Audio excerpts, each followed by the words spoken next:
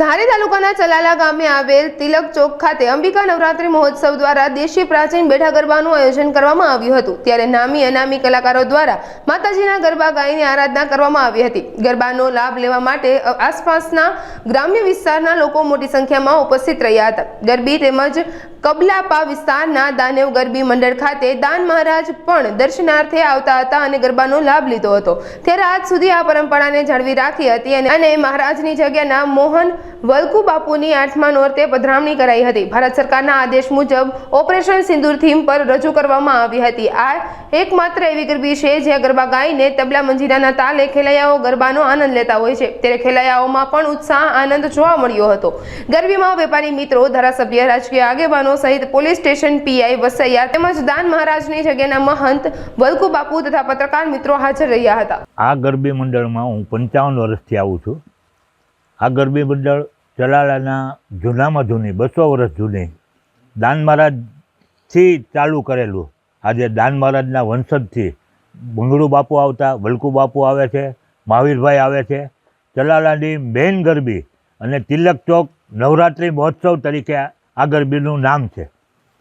આ ગરબીની અંદર બેઠી ગરબી છે, એટલે કે અર્વાચીન ને પ્રાચીન ગરબાઓ ગવાય છે અને બધા ખેલૈયા બધા રમે છે અને બહુ જ આનંદપૂર્વક ચલાલાના દરેક સામાજિક આગેવાનો, રાજકીય આગેવાનો તેમજ વેપારી મંડળ, વેપારીના ભાઈઓ અને ભક્તજનો ગુણના સાંભળવા આવે છે અને ગુણના ગાવા માટે ગાયક કલાકારો, જે તમે કોઈ પણ કલાકારને બોલાવો અને લાખો રૂપિયા આપવા પડે, એની કરતાં અહીંયા એ મજા આવે છે કે આજે વિદેશની અંદરથી, કેનેડાથી સાંભળે છે, લંડનથી સાંભળે છે, જ્યાં આપો જાય છે, જે મીડિયા તરફથી જાય છે, તો એ લોકો અહીં એટલું બધું કહે છે કે ભાઈ તમે તિલક ચોક ગરબીમાં જાઓ, કેમ નથી ગયા?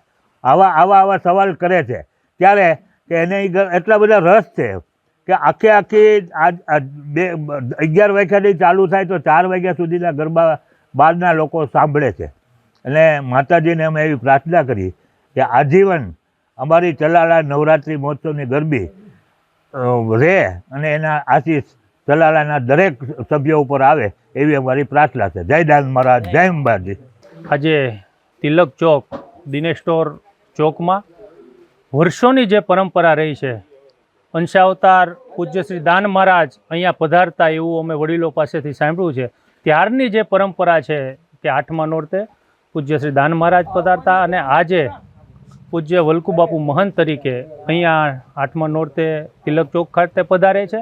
તમામ વેપારી મિત્રો, આગેવાનો, યુવાન દોસ્તો જે મોટી સંખ્યામાં સમગ્ર શહેરના વેપારી મિત્રો દ્વારા જે આયોજન થાય છે એમાં પૂજ્ય બાપુ આવીને સૌને આશીર્વચન આપે છે અને અહીંયા ચલાલા શહેરના સર્વશ્રેષ્ઠ કલાકારો દ્વારા રાસ ગરબાની રમઝટ બોલાવવામાં આવે છે। માં નવદુર્ગાના, માં અંબાના અહીંયા ગુણગાન ગાવામાં આવે છે। ત્યારે આ તિલક ચોક ખાતે આજે પૂજ્ય શ્રી વલકુ બાપુ, પૂજ્ય ઉદય બાપુ, ધારાસભ્ય શ્રી, આપણા પીઆઈ શ્રી વસૈયા સાહેબ, ચેમ્બર ઓફ કોમર્સના પ્રમુખ આદરણીય મહેન્દ્રભાઈ સહિત ચલાલા શહેરના તમામ સમાજના આગેવાનો, તમામ વેપારી મિત્રો અને મોટી સંખ્યામાં યુવાનો ઉપસ્થિત રહ્યા હતા અને માતાજીના ગરબાના તાલે બધાએ ગરબાની રમઝટ બોલાવી હતી।